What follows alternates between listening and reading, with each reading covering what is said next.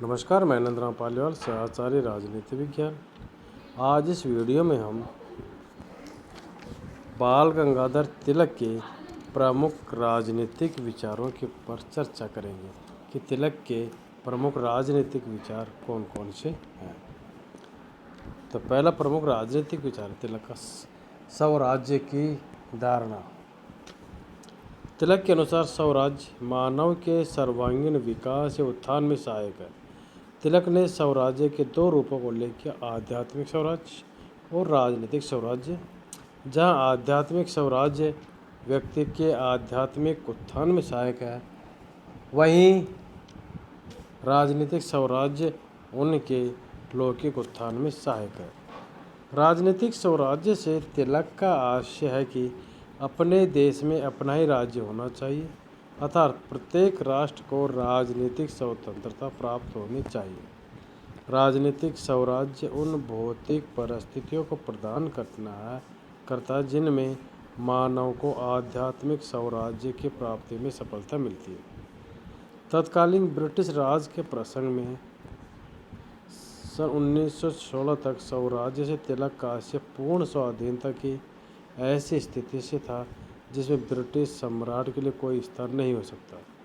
लेकिन 1916 में यथार्थवादी दृष्टिकोण अपनाते हुए तथा स्वराज्य की मांग को राजद्रोह से अलग करने या देश की जनता को स्वराज्य के लिए संगठित करने के उद्देश्य से ब्रिटिश साम्राज्य के अंतर्गत स्वराज्य का सुझाव दिया। इस आधार पर वे एक उत्तरदायी लोकतांत्रिक सरकार के हामी थे जिसमें अंतिम सत्ता जनता के हाथ में है।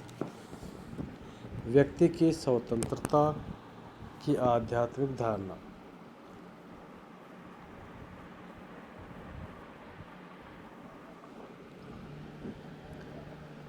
तिलक की स्वतंत्रता की धारणा उनकी आध्यात्मिक आस्था से निर्धारित हुई थी। तिलक के लिए स्वतंत्रता व्यक्ति के बाहरी नियंत्रण से मुक्ति का नकारात्मक परिणाम नहीं थी, बल्कि वह व्यक्ति की वह सामर्थ्य थी जिसके द्वारा वह अपने ईश्वरीय अंश को व्यक्तिगत और सामाजिक जीवन में प्रतिबिंबित कर सके। इस प्रकार राजनीतिक स्वतंत्रता तिलक के लिए आध्यात्मिक स्वतंत्रता की पूर्व शर्त थी तथा उसकी पूरक थी। उपयोगितावादी तर्कों का विरोध। बेंथम का उपयोगितावादी सिद्धांत अधिकतम व्यक्तियों का अधिकतम सुख तिलक को मान्य नहीं था। राज्य की गतिविधियों के संबंध में वे बहुजन हिताय और बहुजन सुखाय के आग्रह को भी स्वीकार नहीं करते थे। वे बहुसंख्यक व्यक्तियों के आधिकारिक भौतिक उत्थान की अपेक्षा उनके नैतिक व आध्यात्मिक उत्थान को अधिक महत्व देते थे। तिलक ने अपने ग्रंथ गीता रहस्य में भी किसी बात के औचित्य के स्पष्टीकरण के लिए संख्या को आधार मानने का निषेध किया। इस संबंध में उनके तर्कों को निम्न प्रकार व्यक्त किया जा सकता है। संख्यात्मक मापदंड न केवल अपर्याप्त होते हैं बल्कि वे भ्रामक भी होते हैं। उदाहरण के लिए महाभारत युद्ध में कौरव पांडवों से संख्या में अधिक थे, लेकिन पांडवों का वास्तविक बल उनकी संख्या में न होकर उनके प्रयोजन की नैतिक श्रेष्ठता में नहीं था। अतः किसी भी समय नैतिक प्रश्नों का संख्या के आधार पर निर्णय करना उचित नहीं माना जा सकता। किसी बात के औचित्य के निर्धारण का आधार यह नहीं हो सकता कि लोगों का बहुमत उसे जनहितकारी मानता है। उनका कहना था कि निर्मल विवेक से शून्य अधिकांश लोगों की अपेक्षा जागृत विवेक से युक्त एक व्यक्ति की बात में अधिक हितकारी हो सकती है। उपयोगितावादी सिद्धांत यांत्रिक है और यह मनुष्य की प्रेरक शक्तियों पर विचार नहीं करता और मनुष्य यंत्र की तरह आचरण नहीं करता। अब पाश्चात्य भौतिकवादी नैतिक और राजनीतिक दर्शन से असहमति। तिलक ने पाश्चात्य जगत के विभिन्न भौतिक सिद्धांतों से असहमति प्रकट की। उनका मत है कि ये सभी सिद्धांत भारत की आध्यात्मिक संस्कृति व राजनीतिक परंपरा के अनुरूप नहीं है। इस बारे में तिलक का कथन है, कि हमारे शिक्षित लोगों की एक बड़ी संख्या ने पश्चिमी विद्वानों के भौतिकवादी सिद्धांतों को बिना किसी विवेचना के ही अपनाना शुरू कर दिया। इस प्रकार हमारी नई पीढ़ी की बड़ी दयनीय स्थिति है, जिनके मस्तिष्क पर पश्चिम के फुहार भौतिकवाद की कार्बन कॉपी तैयार हो रही है। साधनों के प्रति व्यवहारिक दृष्टिकोण। तिलक ने अपने राजनीतिक चिंतन में मुख्यतः साधन की पवित्रता पर अत्यधिक बल दिया है, किंतु साधन की पवित्रता के बारे में कोई आग्रह नहीं है। उनका मत है कि यदि साध्य पवित्र है तो कोई भी साधन अपनाया जा सकता है जो उस पवित्र साध्य की प्राप्ति के लिए आवश्यक हो।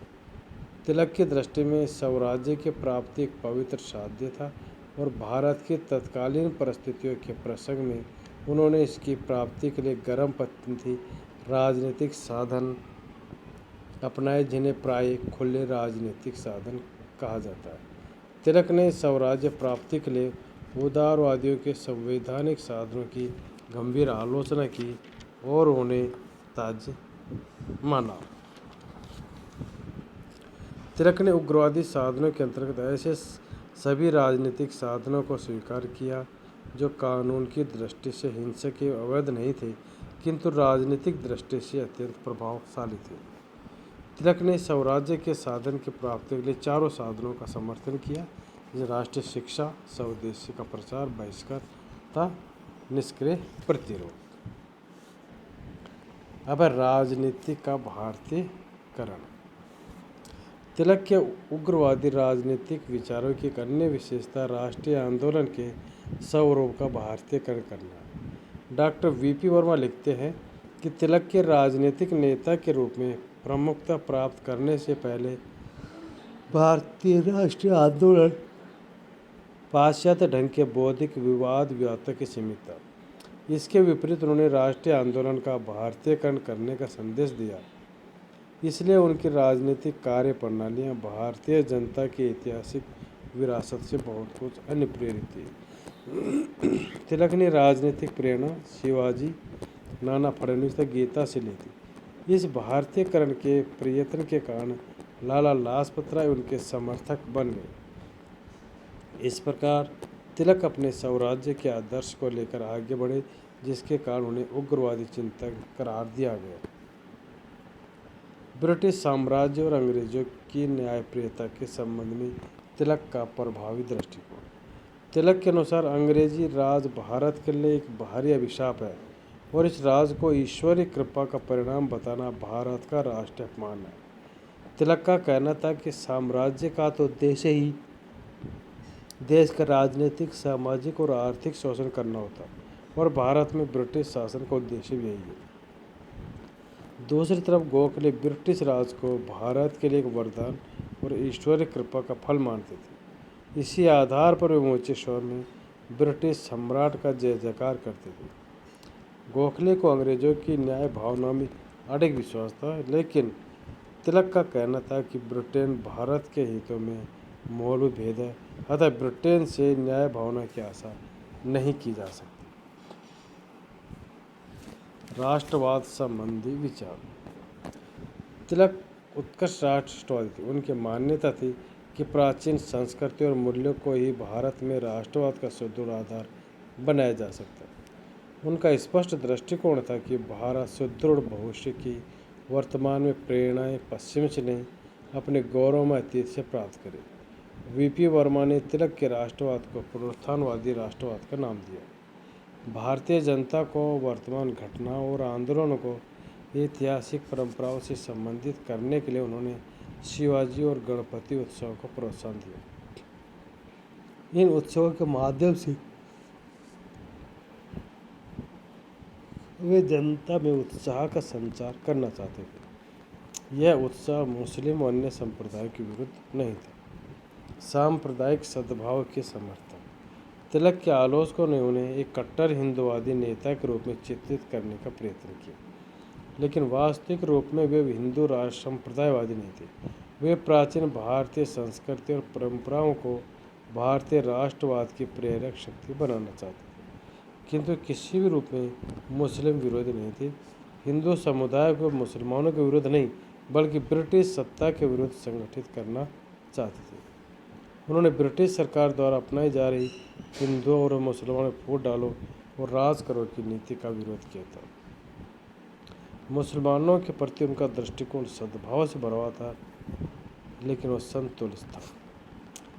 संतुलित था और इसे कुछ बिंदुओं में समझा जा सकता है कि उन्होंने अपने पूरे राजनीतिक जीवन में उन्होंने हिंदू राष्ट्र जैसी धारणा का प्रतिपादन नहीं किया।